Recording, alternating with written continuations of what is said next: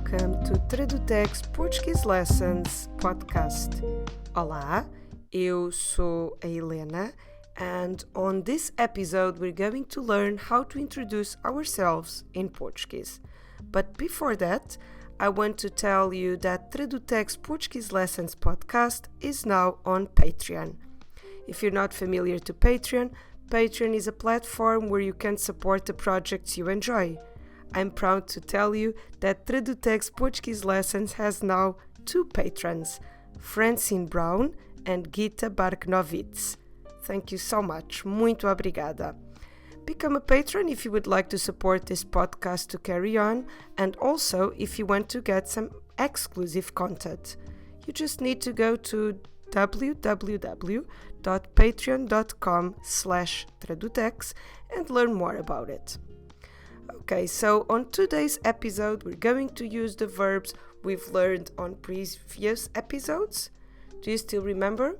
We've covered a lot already. We've covered the two verbs we use in Portuguese for the verb to be, the more permanent to be, the verb ser, and the more temporary to be, the verb estar.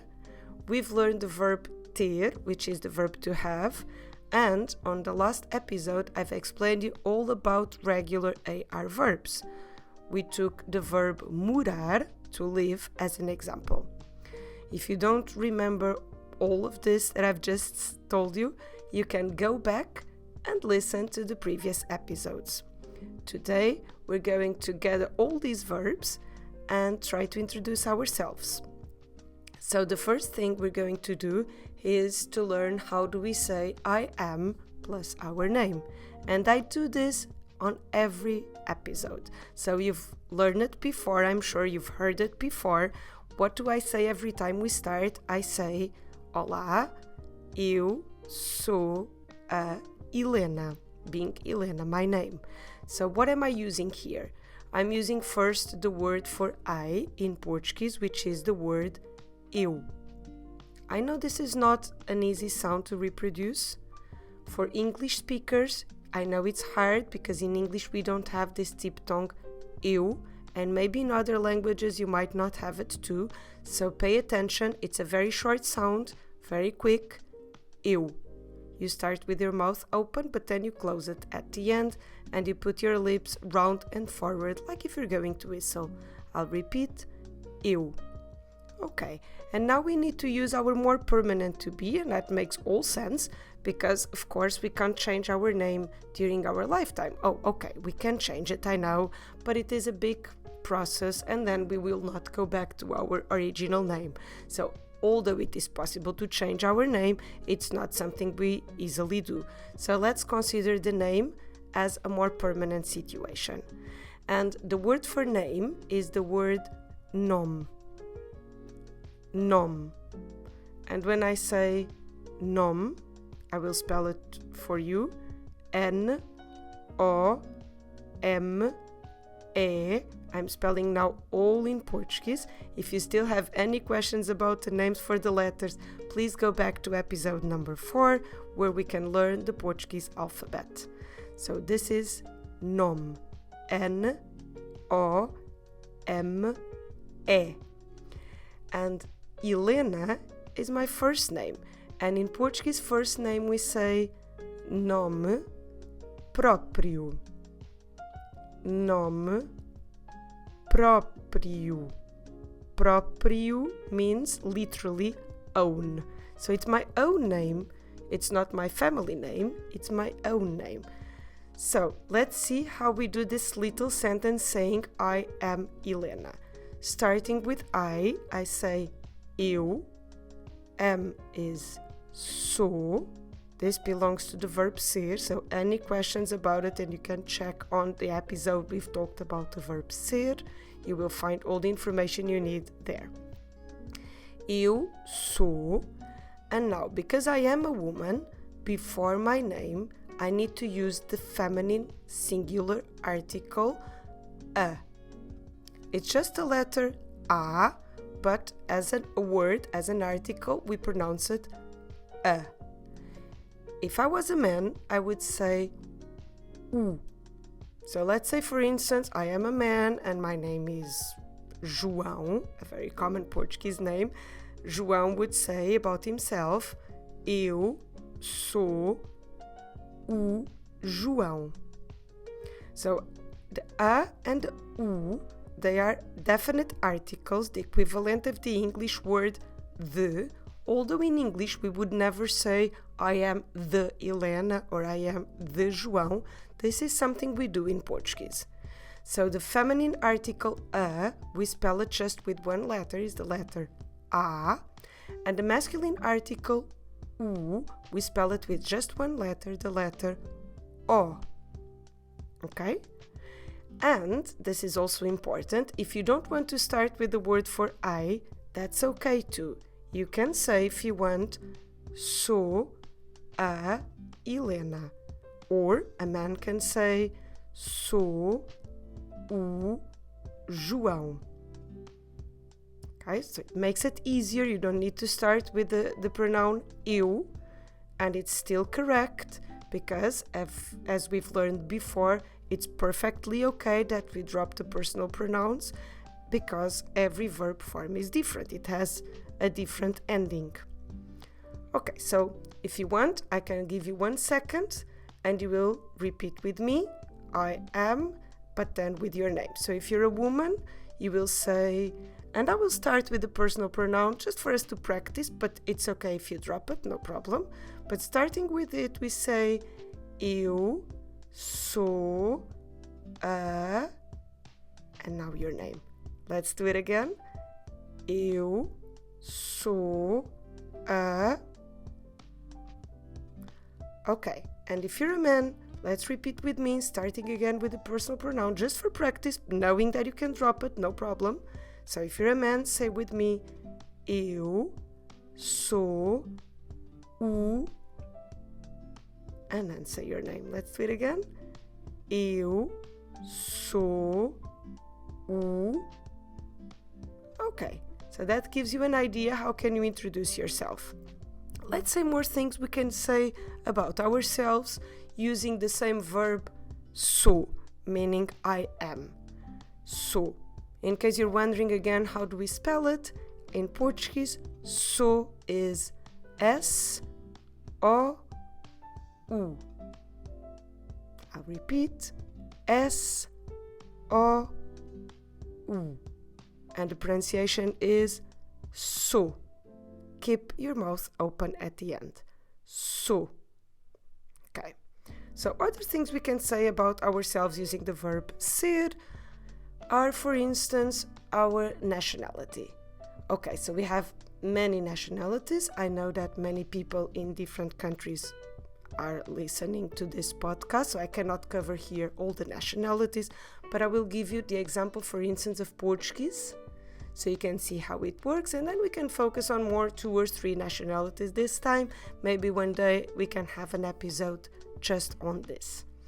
Okay, so I am Portuguese, and one thing you need to know about nationalities is that they are as other regular adjectives, which means that we have a masculine one and a feminine one and a masculine plural one and a feminine plural one, like we have for many other adjectives. Taking the example of Portuguese, Portuguese masculine singular is português. I'll say it again, português. Bit quicker now, português. That is for a man. If I am a woman, and I am a woman, so I'll say portuguesa. 4 syllables this time. For the masculine was just 3, português, but now we have 4 syllables. Portuguesa. Bit quicker now, portuguesa. So if I want to say I am Portuguese, as a woman, I need to use the feminine version of the word Portuguese, and that is portuguesa. So I use the verb ser, first person, I am, again, with a double option of using the personal pronoun eu, equivalent to I, or dropping it completely. So I can say eu sou portuguesa. Or I can just say sou portuguesa. Sou portuguesa. So what a man would say? A man would say the first word I told you, português. Ends at S. S at the end is always a sh sound. So a man says, sou português. So a man says, sou português. And a woman goes, sou portuguesa. Sou português. Sou portuguesa. And this ending at is and isa, it's good for other nationalities, but not for all of them. Unfortunately, we have different possible endings for nationality adjectives, but it is good for a few. For instance, I know I have many English speakers listening to this podcast, so let's learn how do we say English. English, masculine, is English. English. And feminine, inglesa. So if you are English and you're listening to this, you want to try to say I am English, repeat with me. If you're a man, sou English. And if you're a woman, sou inglesa. Let's do it again. Sou English. Sou inglesa. With this same type of ending, we have, as I told you, other nationalities. So let's learn, for instance, how do we say Dutch? Dutch is Hollandisch. Hollandisch. And the feminine, Hollandesa. You see, they all follow the same pattern. So if you're Dutch, if you're a man, repeat with me. Sou Hollandisch. If you're a woman, sou Hollandesa. I can't do all nationalities. I wish I could. As I said, we need to have an episode only dedicated on this. But I will give you one more in case you're Irish and you're listening to this podcast and you want to say, I am Irish. If you're a man, you should say, sou irlandês. And if you're a woman, sou irlandesa. Other nationalities are more like regular adjectives ending at o, or a, more commonly masculine or feminine common endings. So if you are, for instance, American from United States and you're listening to this podcast, if you're a man, you can say sou americano. I repeat this one. Americano. 5 syllables. If you're a woman, sou americana. Let's repeat this one. It was quite a long word. So a man says, sou americano. And a woman says, sou americana. With this ending, we find, for instance, we find, for instance, Canadian, Australian. So let's do these two ones. If you're Canadian and if you're a man listening to this podcast and you want to say, I am Canadian, you say, sou canadiano. Let's repeat, sou canadiano. And a woman says, sou canadiana. Sou canadiano. Sou canadiana. Let's do Australian. I am Australian. Sou australiano. So notice that we do aos. Aos. Open your mouth at the beginning. Australiano. Australiano. And the woman says, sou australiana. Sou australiano. Sou australiana. Okay, I'll just finish with German because we have this different ending for German. We have an ending on aum, a very nasal. We have a, o, and on the top of the a, we have this little symbol, this little accent, bit of a little wave that we call til, and that makes the sound aum. Aum. And German is alemão for a man. So, sou alemão. A bit quicker now. Sou alemão. Sou alemão. And for a woman, it will just end at a with a little til, that little wave on the a. Sou alemã. Sou alemã. Very nasal. Sou alemão. Sou alemã. Okay, we could carry on forever, and I wish I could cover all the nationalities of all the people that are so kindly listen to this podcast, but it is impossible. One day we'll get back to this and we'll explore a bit more, but I think you got an idea. How do we do it? There's a masculine adjective and a feminine adjective, and they might have different endings. So what else can we say using the verb ser, this more permanent to be? I think I've mentioned this to you on the episode about ser, that this is the one we use to tell people about our profession. And I know that we can have different professions during life, it's true, but it's still something that we don't change every day. It's not like feelings or physical sensations or where are we at the moment that we can so easily change. Even if we change profession, even if we have many during our lives, they're not that easy to change and then go back. So we still use the verb ser to talk about the profession. So my profession is being a teacher. I will teach you this one. It's impossible to give you now all the professions that exist, and we will have an episode where we will explore some of this vocabulary. Now we'll just give you mine so you see how it goes, and then maybe if you can look up on the internet, maybe a dictionary, how do we say your profession, at least now you have a structure that allows you to say that sentence. So I am a teacher, and I still start with the sou, or if you want, eu sou, that is exactly the same, I am, and then teacher being a woman, I say professora, 4 syllables, professora.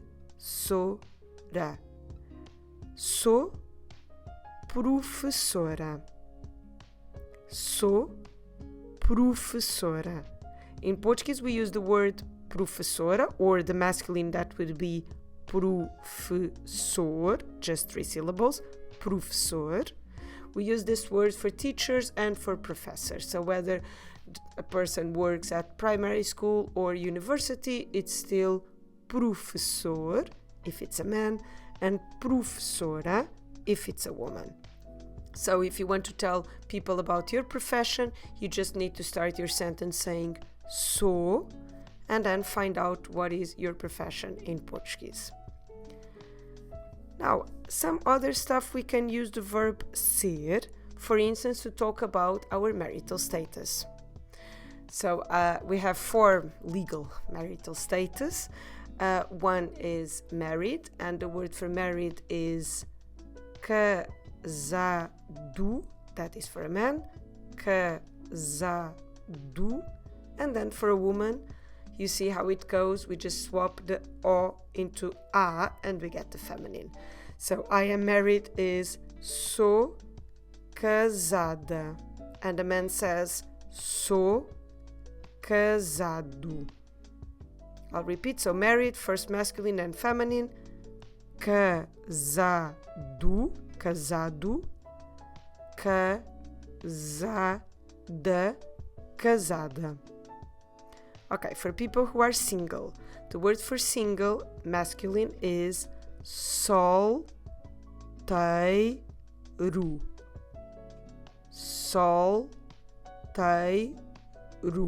Solteiro.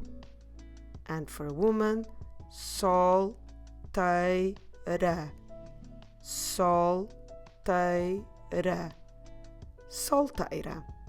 Solteiro, solteira.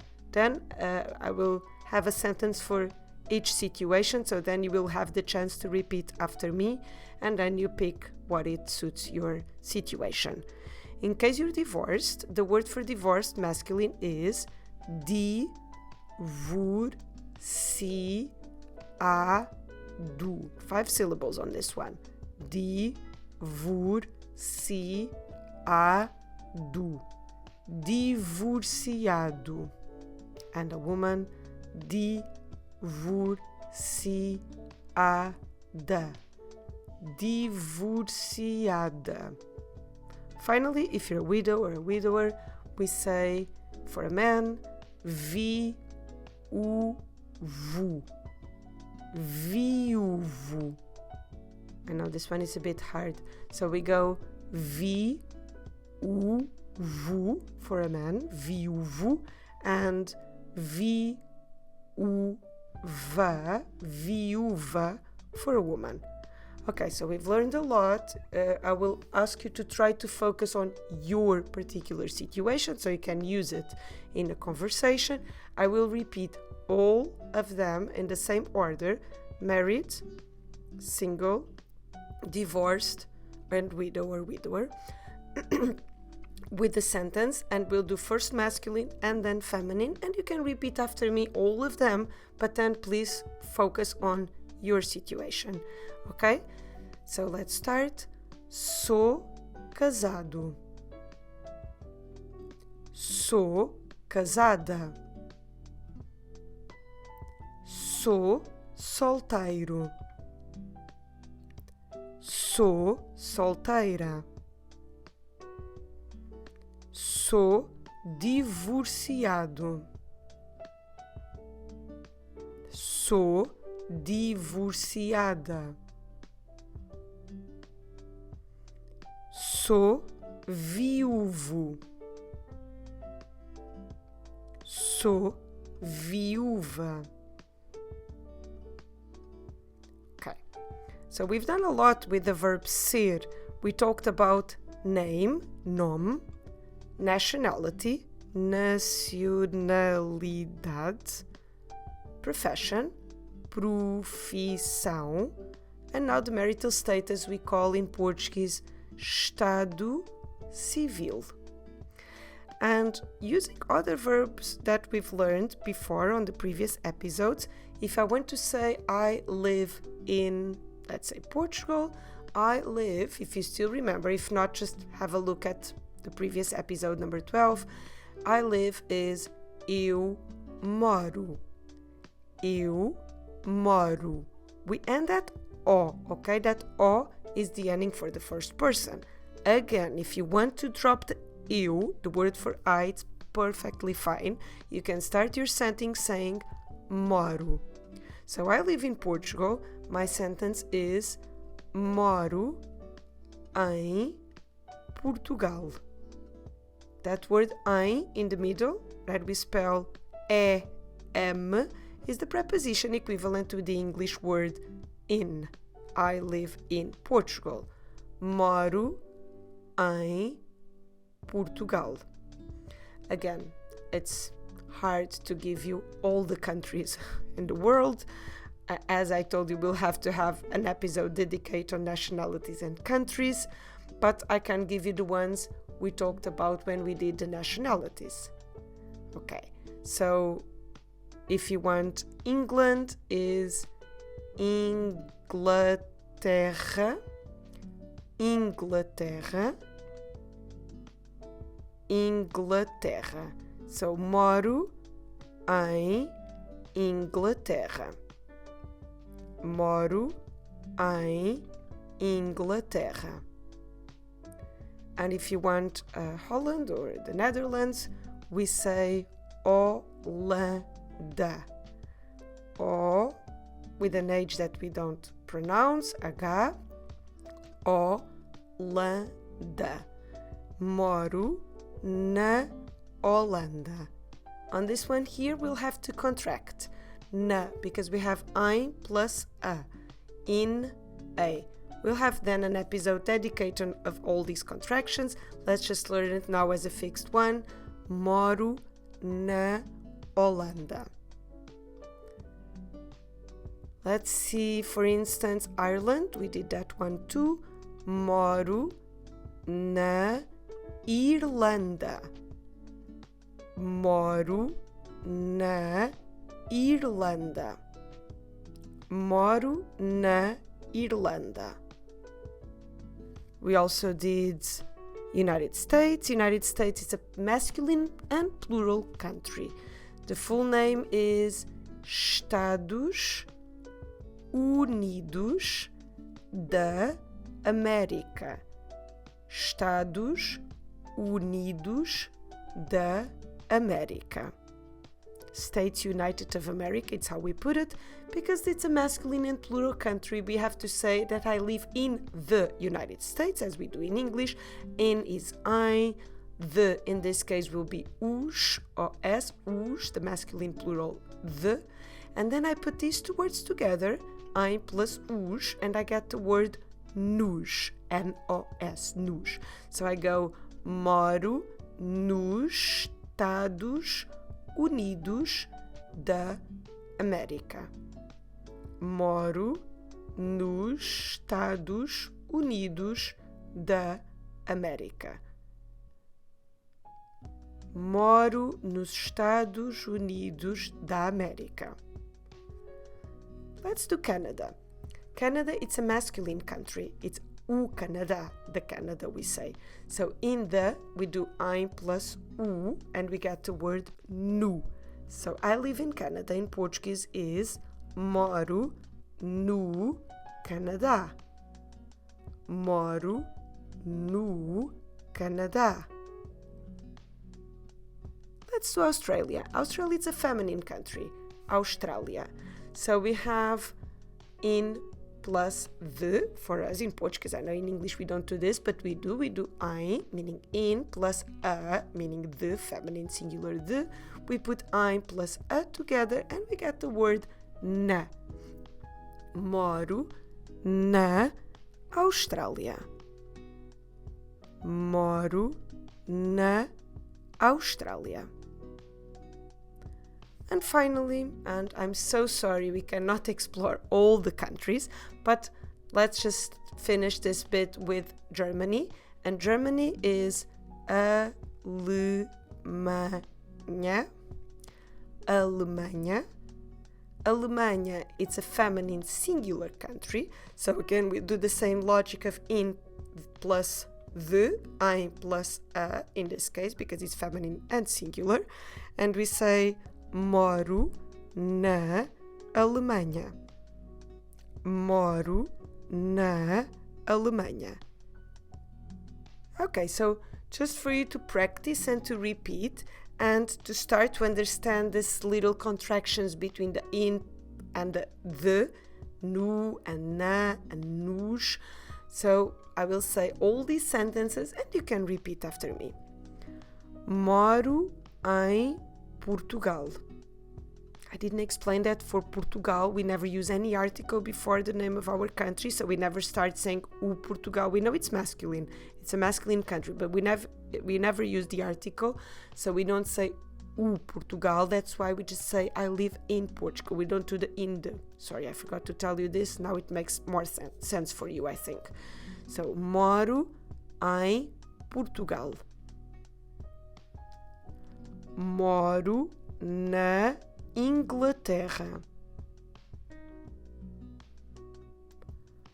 Moro na Irlanda. Moro nos Estados Unidos da América.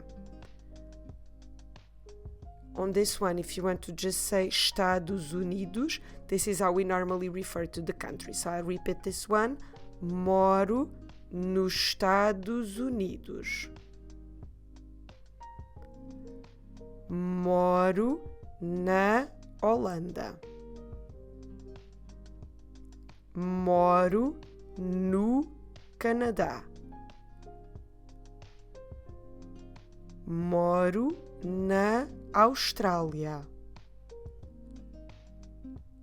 Moro na Alemanha.